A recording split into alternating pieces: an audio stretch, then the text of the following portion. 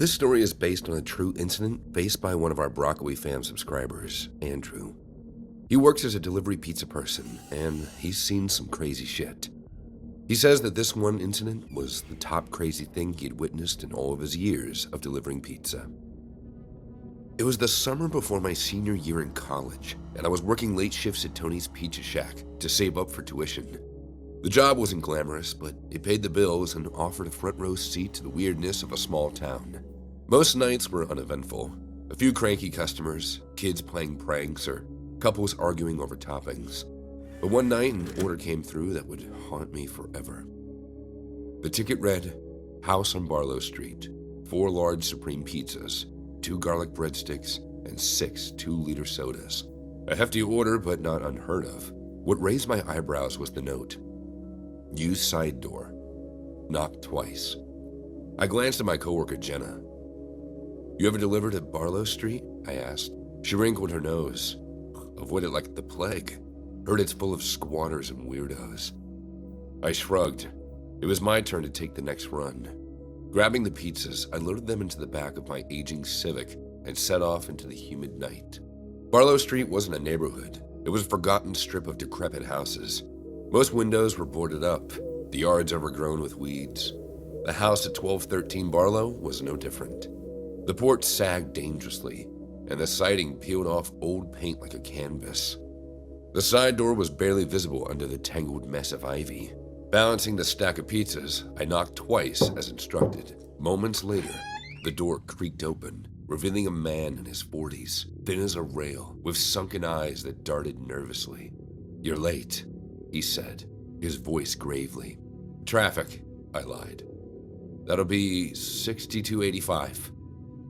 Come in, he replied, ignoring my outstretched hand. Oh, I'm good right here, I said, shifting my weight. Too much for you to carry, he insisted, his tone hardening. Before I could protest, he stepped aside, gesturing me in. Reluctantly, I stepped into the dimly lit house. The stench hit me first, a nauseating mix of sweat, mildew, and something rotten. The living room was strange. Several twin mattresses sprawled across the floor, covered in stained sheets. At the center of it all was a massive woman, easily over 500 pounds, lying on her side, her eyes glazed over as she watched a static-filled TV. Just set it there, the man said, pointing to a cluttered coffee table. I dropped the pizzas quickly, eager to leave, but something about the woman caught my eye. Her lips moved slightly, as if trying to speak, but no sound came out. The man noticed and stepped between us. You've seen enough, he said sharply. Don't make me regret letting you in. Chilled by his tone, I nodded and turned to leave. As I reached the door, he grabbed my arm, his grip surprisingly strong. Don't tell anyone about her, he hissed, or you'll regret it. I yanked my arm free and bolted to the car. My hands trembled as I started the engine and sped away. Back at the pizzeria, I told Jenna about the encounter. Her face paled. Oh, that must be Sheila, she said. Who? I asked. There's this urban legend about a woman who used to live on Barlow Street. She's been bedridden because of her weight, and the local drunks take care of her. Except that's not exactly Good Samaritans. What do you mean? They use her, Jenna said quietly. Get her food in exchange for whatever cash she has left, and some say other things. People tried reporting it, but no one's ever been able to prove anything. She's like this ghost everyone knows about, but no one sees. I felt sick. We need to call the cops. And tell them what? That a creepy guy bought pizza for a woman who's probably there by choice? Good luck. She had a point. But something about the woman's eyes, desperate, pleading, stuck with me. Next week, I couldn't shake the feeling that I'd walked into something far darker than I realized. I found myself driving past 1213 Barlow, parking at the end of the street to watch the house. I saw the man come and go, often with other men, carrying bags of takeout and beer. One night, a black van pulled up. 2 men dragged a woman out. She was young, maybe in her 20s, and looked terrified. I grabbed my phone and snapped a photo of the license plate. My heart pounded as I debated calling the police. What if they didn't believe me? What if the man found out I was watching? I couldn't stay silent. The next day, I visited a friend of mine, Marcus, who worked as a journalist for the local paper. "This sounds insane," he said after I explained everything. "But if you got a photo of the van and its plate, I can dig around." Days passed without word. Then, one evening, Marcus called. "You were right," he said, his voice tense. "The van's registered to a guy with priors for trafficking. And get this, the house on Barlow Street, it's not even supposed to have occupants. The county condemned it years ago." A pit formed in my stomach. Well, what do we do? Can't do much, buddy. It's not safe, and I can't waste my time getting involved in all this. Flying to Milan tomorrow to see my girlfriend, so I'll see you later. Without Marcus on my side and me being a college student, I just had to let the whole incident go. To be honest, I still think about it sometimes. I would like to thank Andrew for sharing his story. If you have faced some bizarre, creepy, or scary incident, feel free to mail broccolianimations@gmail.com. If you have photos or videos or recordings to substantiate your story, that would be amazing.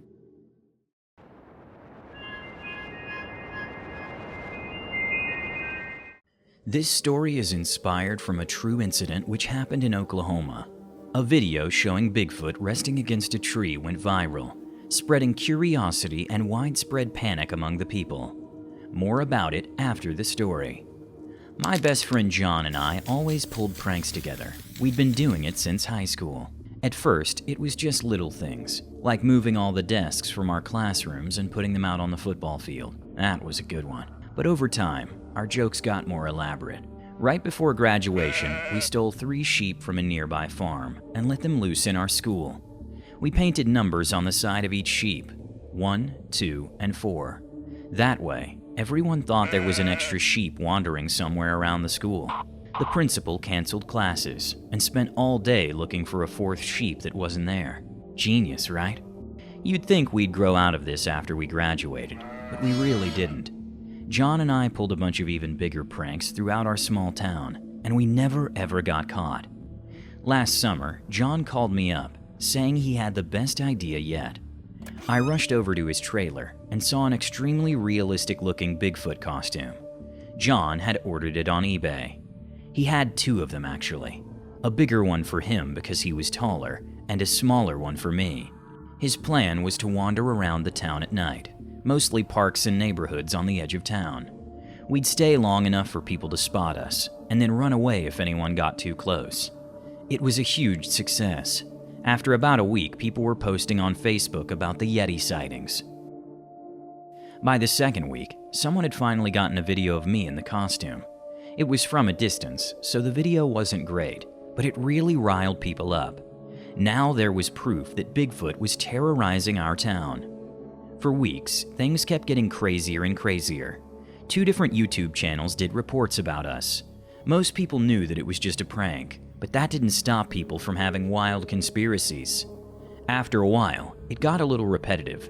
I told John that we should probably stop, but John was in too deep. He got really manic and said, "We gotta take things to the next level, man."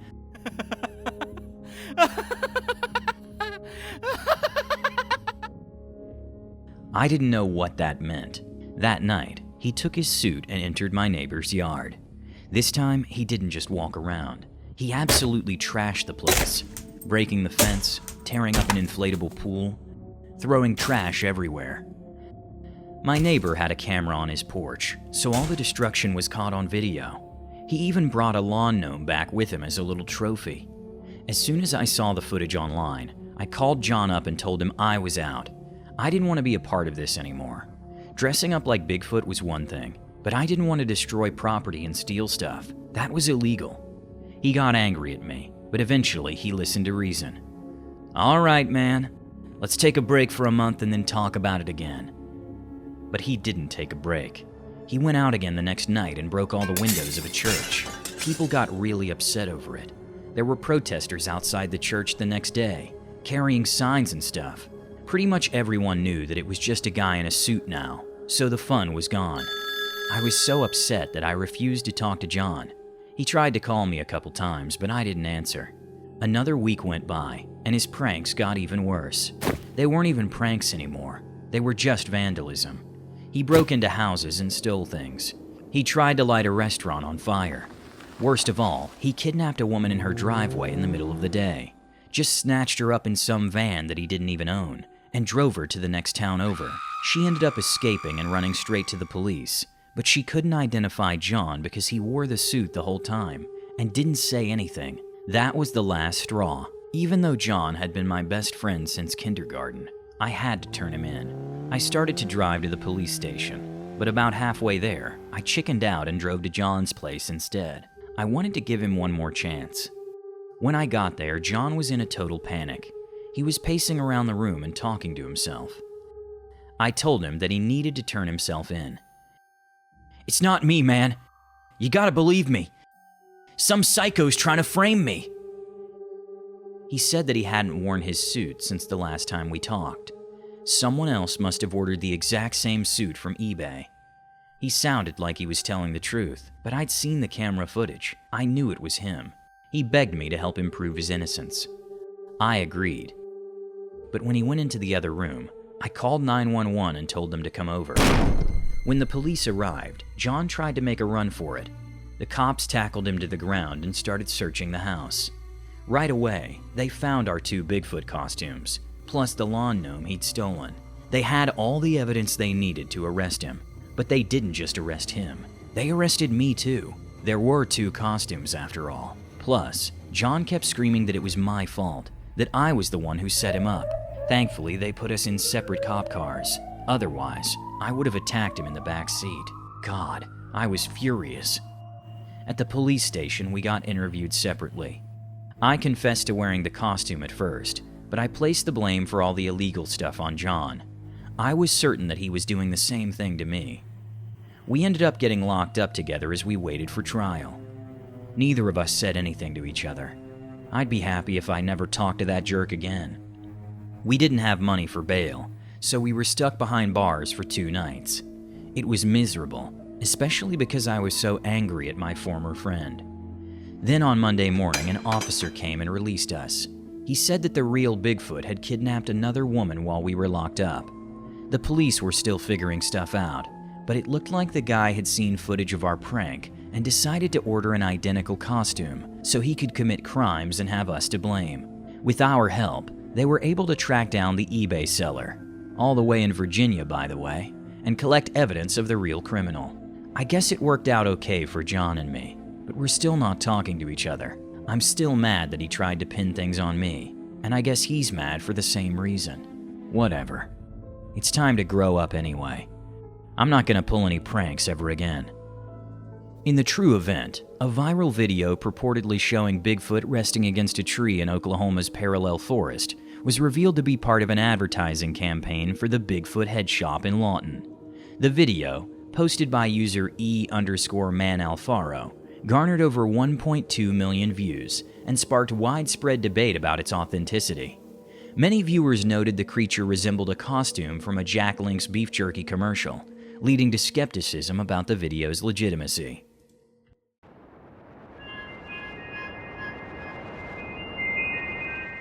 This is a true story which happened with one of our subscribers, Ava, 3 years ago. Honestly, I was shocked to read her mail and all that she went through.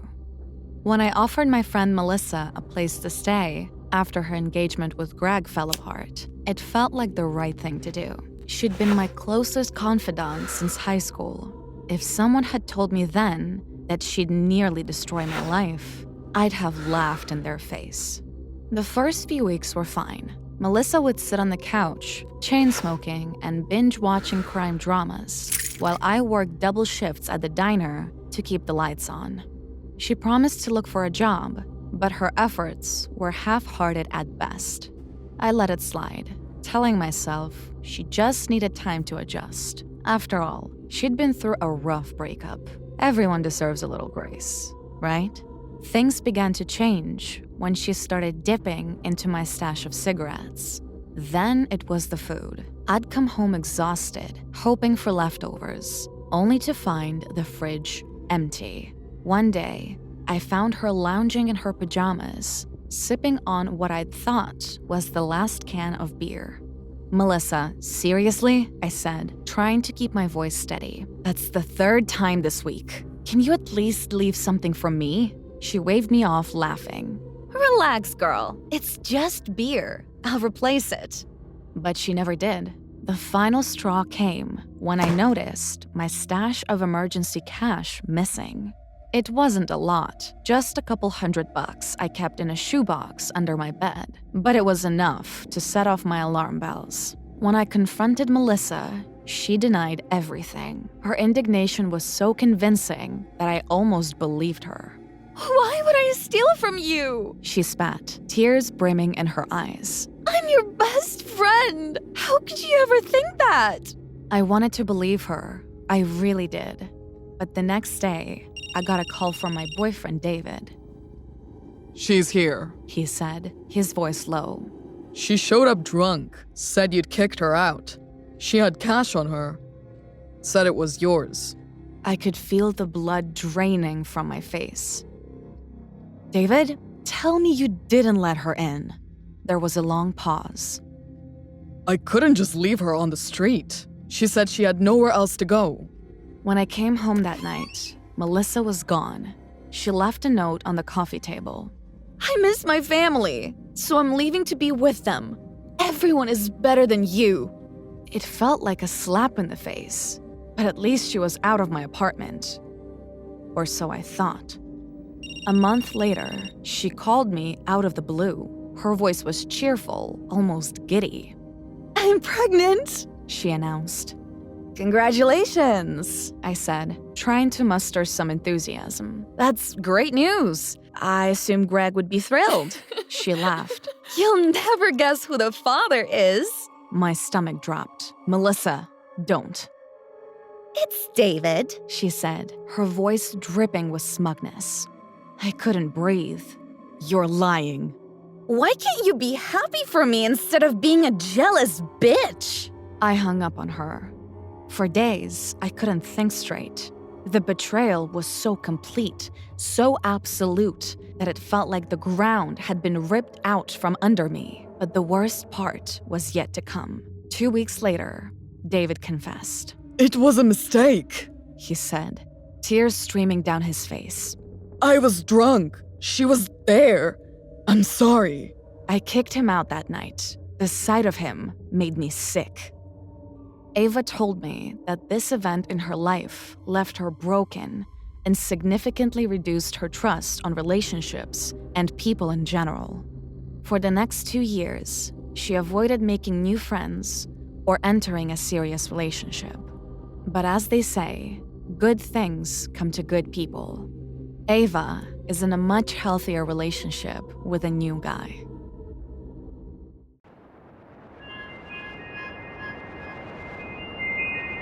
This story was inspired from a true incident shared by one of our Broccoli fam subscribers, Mike. His close friend changed for the worst. More about what Mike told me after the story. Names have been changed for personal reasons.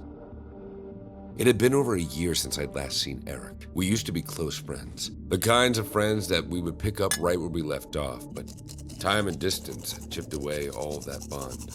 Eric had moved to a new city for a better job, or so he said. When I heard he was going back into town, I decided to reach out. Nostalgia has a way of dulling the sharp edges of my memory, and I figured we would crack open a few beers, shoot the breeze, and reminisce about old times. Eric showed up on a Friday evening. He looked rough around the edges, thinner, with hollowed cheeks and eyes that darted around the room like a caged animal. Something felt off, but I brushed it aside. Tough year? I asked him as I handed him a beer. Yeah, you could say that, he replied with a tight smile. But it's good to see you, man. It feels like forever. I talked while he nursed his beer and listened. He asked a lot of questions about my job, my house, my routine. At the time, I thought I was just catching up, but in hindsight, he was gathering intel. At some point, I stepped out of the room to make a call. When I came back, Eric was thumbing through his phone, looking casual. I didn't think much of it. After I left that night, I felt good about reconnecting with an old friend, but that feeling didn't last. 2 weeks later, my world started to unravel. It began with small things. An unfamiliar $120 charge on electronics on my credit card, followed by a $500 withdrawal from my bank account at an ATM I never use. I called my bank thinking it was a mistake. Then the letters started coming. Credit card approvals for accounts I didn't apply for, collection notices for $2,000 luxury furniture purchases I hadn't made. My stomach churned as I realized that someone had stolen my identity. I reported the fraud immediately, but the damage was already done. My bank account was drained, my credit score tanked, and my name was tied to thousands of dollars in unpaid debts. That's when it hit me. Eric. It was my first gut instinct. But I retraced my steps, and the evidence began to pile up. The stolen checks, unauthorized charges, and even accounts opened in my name. All of it started after visiting Eric. I remember leaving him alone in the room that night, feeling sick to my stomach. Why? I muttered to myself as I sat in my car, gripping the steering wheel so hard that my knuckles turned white. I filed a police report and handed everything over that I had. The investigator, a weary-looking man named Detective Carter, seemed skeptical at first. "You're saying that this was your friend?" he asked, raising an eyebrow. "Well, former friend," I corrected. "And yes, I'm sure it was him. He was the only one in my house besides me." "All right, we'll look into it," Carter said, though his tone suggested that he didn't expect much. Weeks later, I got a call. "We picked him up," Carter said. "He was caught trying to use one of your checks at a grocery store. It turns out he's been busy." "Busy?" I asked. "Writing bad checks, including one for $600 to a high-end electronics store, and opening fraudulent accounts in your name. He also attempted to use a fake ID with your information to purchase $1,200 worth of jewelry on credit. Oh, and there's a warrant out for his arrest in another state. Apparently, he had brutally assaulted his girlfriend during an argument, leaving her with severe injuries. Witnesses said he smashed her phone to prevent her from calling for help and fled the scene before police could arrive. God, you really know how to pick your friends, kid." Hearing about the warrant was a punch in the gut. I had no idea about this side of Eric.